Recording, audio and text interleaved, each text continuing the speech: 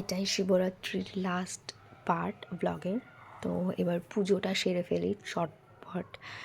গঙ্গা জল, টক দই, মধু, ঘি, বেলপাতা, তারপরে চাল, আতপ চাল, তারপর হচ্ছে ফল নিবেদন করেছিলাম। তারপরে বাবাকে মালা পরানো হয়েছিল, আকন্দর মালা, কিছু কুচো ফুল, বেলপাতা নিবেদন করা হয়েছিল।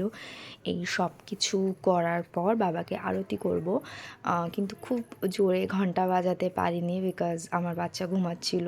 আর ভোরবেলা ভীষণই শান্ত, একদম কোনো রকম কোনো আওয়াজ ছিল না।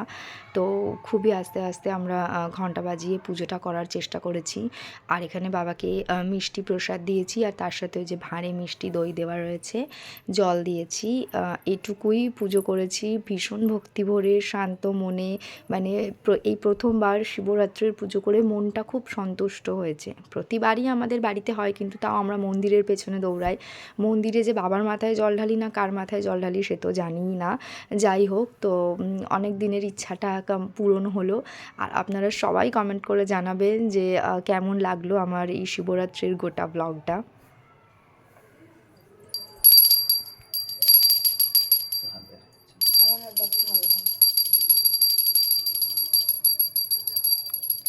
তো ভালো থাকবেন আপনারা সবাই, দেখা হবে পরবর্তী একটি ভিডিওতে।